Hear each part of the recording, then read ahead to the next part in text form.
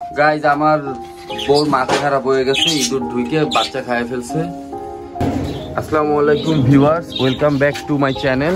This is not my channel, this is my wife channel. So এখন আমাদের কিছু পাখির বাচ্চা হয়েছে, এই বাচ্চাগুলো আজকে হাড়ি থেকে বের করবে। সো আসেন আমরা দেখি বাচ্চাগুলোর কালার কিরকম হয়েছে। আবার আর এইখানে এই যে তোমার এই যে সবজি, এই সবজি কয়দিন দাও? সবজি সপ্তাহে একদিন দেওয়ার কথা, বাট আমার যেহেতু পাখি এখন ব্রিডিং আছে, মানে যেহেতু বাচ্চা হচ্ছে, সেটা 1-2 দিন পর পরই দিচ্ছি। আচ্ছা ওকে। এই যে একটা নেমে পড়ছে, দেখো এটা আমাদের নতুন পাখি রেইনবো। রেইনবো? হ্যাঁ। আচ্ছা, এটার বাবা মারা গেছে। ওকে, মানে এতিম। হ্যাঁ, নামো নামো নামো নামো। বাহ মাশাআল্লাহ। আমি এক জায়গায় করব, তখন ওকে দেখো। নিচেই রেখে দাও আপাতত, দেখি। আমি খুলে পড়ি। দেখছো, এটা রেইনবো কালার। সুন্দর তো পাখিটা। এটার বাবা রেইনবো ছিল, মারা গেছে, যেটা আমি আশা করছি। হ্যাঁ হ্যাঁ, ব্লগে আছে তো বোধহয়, তাই না? ওর বাচ্চা এটা বাবার মতোই হইছে অনেকটা দেখতে। আর কি আছে? ওটার মা এই যে একটাই হইছে না? একটাই না, দুইটা। আর একটা আছে। তাহলে নিচে ময়লাটাও কম ছিল, রেইনবো কালারে চাইছিলাম। আসলে যখন তুমি কর্নারে যাচ্ছো, তখন এখানে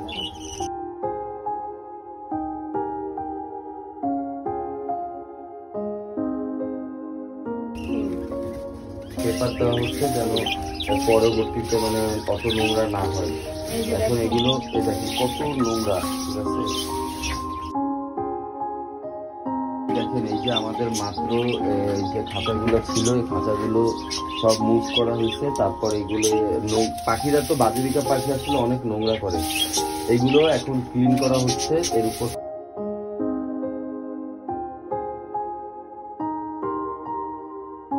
এগুলো যার ওরা বাচ্চা হয়, তো যখন বাচ্চা হয় তখন সাদা সাদা ওরা যেন ওদের পটি, তারপর অন্যান্য অনেক কিছু দিয়ে এগুলো আর কি আপনার বানায়। তো এগুলো ক্লিয়ার করতে হয়, নাহলে রেগুলার যদি ক্লিয়ার আপনি না করেন তাহলে এখানে অনেক ধরনের পোকামাকড়, ব্যাকটেরিয়া, তারপর ফাঙ্গাস, এগুলো পাখির গায়ে লাগে। এই যে এখন এই পাখিটা, এই দেখেন, এটাকে এখানে রাখা হবে। রাখো, ওরা ভয় পাচ্ছে একটু, ওই পাশ থেকে ওই সাইডে বাইরে গেছে। আর রোজা রেখে আসলে এগুলো করা একটু কষ্টসাধ্য ব্যাপার, তারপরও আমার ওয়াইফ করতেছে, কারণ এগুলো ভালোবাসা ছাড়া আসলে হয় না।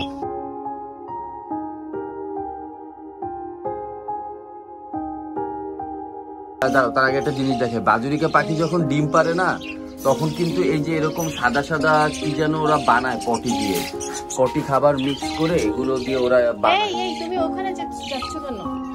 চালাক। ওখানে তো যাচ্ছে। এই আচ্ছা যাক যাক, আর কত দূরই বা যাবে? এই যে এটার ভাই বোন হচ্ছে যেটা। এই ছেলে, এই যদি কলোনিতে আপনার পাখি পালা হয় তাহলে কিন্তু ভাই বোনের ক্রসিং হওয়ার চান্স থাকে। তোমার সমস্যাটা কি? তোমাকে পিকচার তুলছি আমরা। মনে হয় না এটা কি রেইনবো? না, রেইনবো ঠিক না। ভালো মাশাআল্লাহ। আচ্ছা, কালারটা সুন্দর। এটা হচ্ছে কি একটা হাড়ি, ঠিক আছে? আচ্ছা, ওইটাকে নিয়ে থাক ওটা আসতেছে। ওরা এখান থেকে ধরার ট্রাই করি।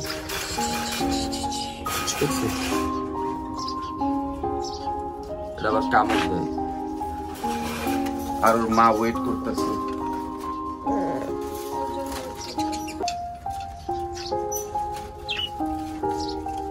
ডান ডান, এরপরে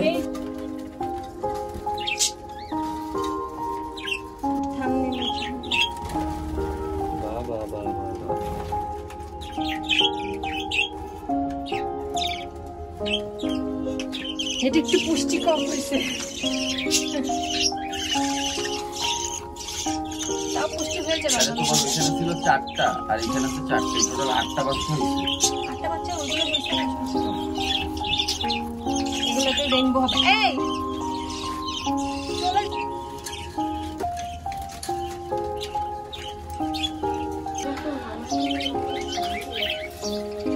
বাচ্চা হয়েছে কিনা এটা কি এটার বাচ্চা কই দিন আর ছিল? হ্যাঁ কয়টা? বাচ্চা একটা ছিল, ডিম ইঁদুরে সব খেয়ে ফেলছে।